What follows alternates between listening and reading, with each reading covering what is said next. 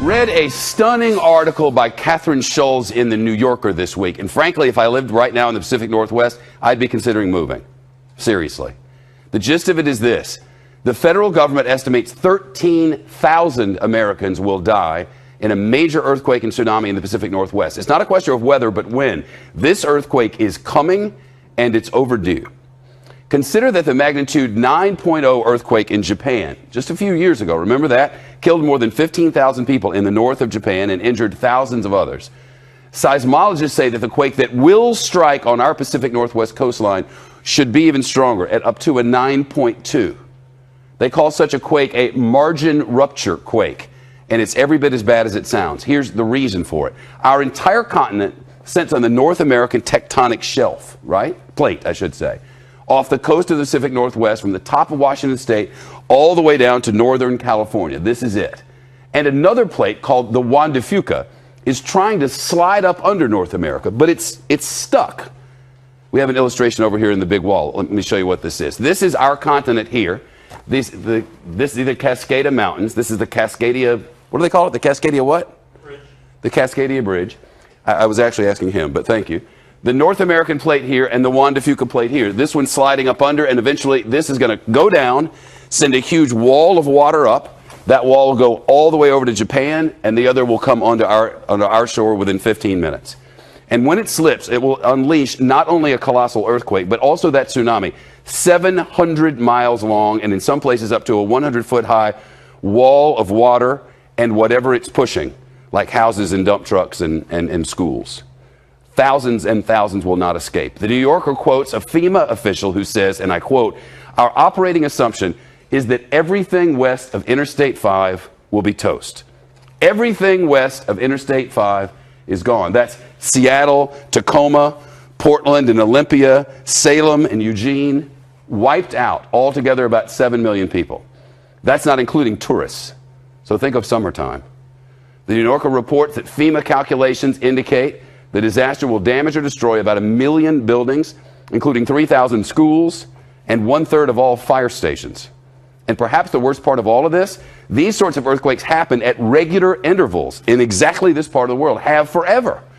On average, according to seismologists, about every 240 years. So when was the last one of these massive 9.2 or so earthquakes? Well, the last one was more than 300 years ago, the year 1700. It struck in the Pacific Northwest and sent a 600-foot wave of water all the way to Japan. So right now, on average, the Pacific Northwest is decades overdue for the really, really big one. Michio Kaku is a physicist and professor at City College of New York. This article is stunning. Is it overstated in any way? No, the Cascadia Fault is an earthquake waiting to happen. We know it's going to happen with an energy 30 times the maximum energy of the San Andreas Fault. So Hollywood has us brainwashed into thinking the big one is going to be in California. No, the Cascadia Fault would pack energy 30 times the energy that the San Andreas Fault can muster. The article speaks of a liquefaction of the earth, that part of the earth will turn to liquid.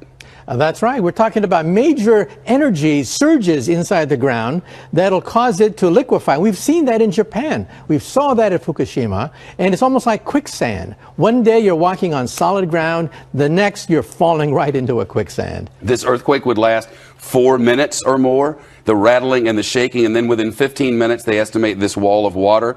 In the entire inundation zone, you could have water up to 100 feet high. That's right. And in the inundation zone, we have 70,000 people that have almost no clue as to what could happen. You know, in Japan, you have to live with earthquakes every day. Children go through tests and drills. People are conscious of this.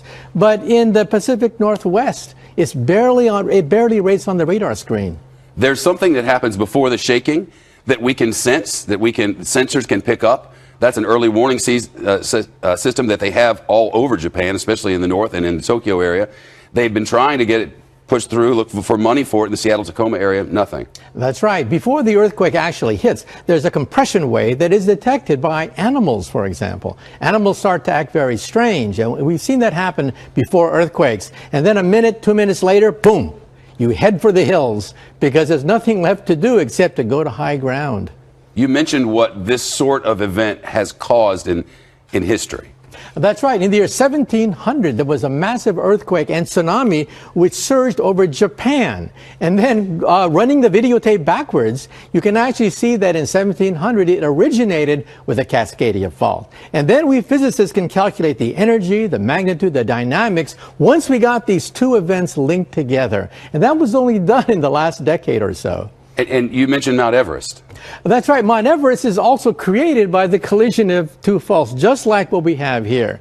The one fault going under, the other fault going over, and that created the Himalayan mountains. That created Mount Everest. That's the power packed by the subduction zone earthquake.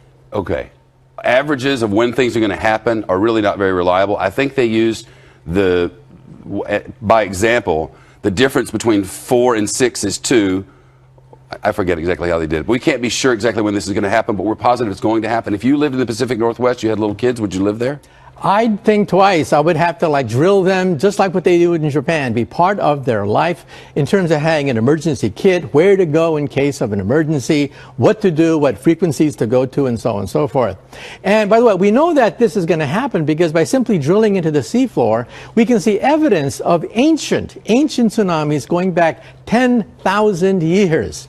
And we've There have known been how many over that period? 41, which means that the time between the cycles is about 240 years. Wow. And it's been 315 years since the last big one.